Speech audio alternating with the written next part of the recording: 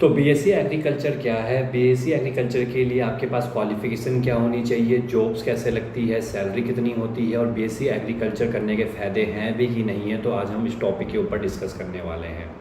तो देखिए, जो बीएससी एग्रीकल्चर के बारे में बात की जाती है तो बीएससी एग्रीकल्चर का सिंपल सा मतलब है खेती बाड़ी या कृषि। तो आपके टाइम पे, पहले के टाइम पे आपने देखा होगा कि जो आपके दादाजी थे या नाना जी थे वो कृषि किया करते थे, खेती बाड़ी किया करते थे, लेकिन वो खेती बाड़ी सिर्फ और सिर्फ अनाज उगाते थे अपने खाने के लिए।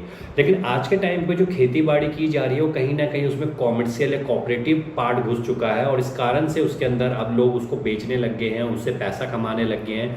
जैसे कई लोग सिर्फ आम के बगीचे ही लगा रहे हैं, कुछ लोग सिर्फ लीची के बगीचे लगा रहे हैं, कुछ सेब के बगीचे लगा रहे हैं, कुछ कई तरह की सब्जियों की खेती कर रहे हैं। तो ये सारा का सारा काम जब बीएससी एग्रीकल्चर में जब पर्सनों के कारण या साइंटिस्ट के कारण ये काम बढ़ गया, क्योंकि जब आप बीएससी एग्रीकल्चर करते हैं तो वहाँ पर आपको सिखाया जाता है कि किस तरह से आप क्रॉस ब्रीडिंग कराते हैं या किस तरह से आप जो पेड़ पौधे होते हैं वो काफ़ी ज़्यादा एडवांस होते हैं, जिसमें कि आप जैसे पौधा लगाएंगे 6 महीने के बाद या 1 साल के बाद फल देने लग जाएगा। वही पौधा अगर आप वैसे लगाओगे सही तरीके से तो वो 3 से 5 साल देगा फल देने में।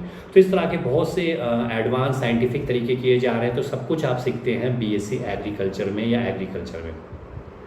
ये कोर्स आपका लगभग 3 से 4 साल तक जाता है, तो लेकिन टोटली ये 4 ईयर का कोर्स ही होता है, जिसे हम डिग्री कोर्स भी कहते हैं।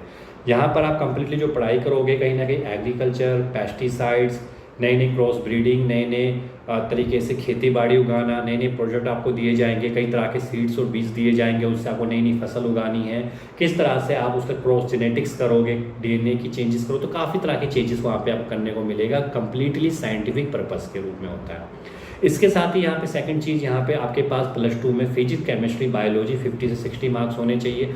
कुछ कॉलेज यूनिवर्सिटी ऐसे हैं जो आपको डायरेक्ट एडमिशन दे देंगे आपके मेरिट बेस पे, और कुछ कॉलेज यूनिवर्सिटी ऐसे होते हैं जो गवर्नमेंट यूनिवर्सिटीज़ होती है वो आपका यहाँ पर एक तरीके से एंट्रेंस एग्जाम लेती है, तभी आपका यहाँ पर सिलेक्शन होता है। बाकी बात करें जॉब्स की, तो यहाँ पे जॉब्स के फील्ड बिल्कुल खुले पड़े हैं, ओपनली है, क्योंकि यहाँ पर आप करने के बाद आपके लिए बहुत बढ़िया जॉब्स हैं।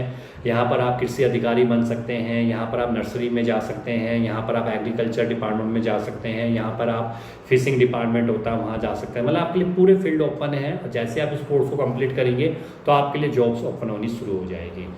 सबसे बड़ा बेनिफिट यही है कि आने वाले फ्यूचर में जो पूरा डिपेंड होगा, कोई भी देश या कंट्री, वो एक ही चीज़ पे डिपेंड होगी, जो चाहिए वो है फूड क्रॉप्स। और इसी फूड क्रॉप्स की जो मैक्सिमम प्रोडक्शन करनी पड़ेगी बिल्कुल एक कम सीमित जगह में। तो ये फील्ड बहुत अच्छा एडवांस होने वाला है। तो आप जरूर बीएससी एग्रीकल्चर करिए और अपने फ्यूचर और करियर में आगे बढ़िए।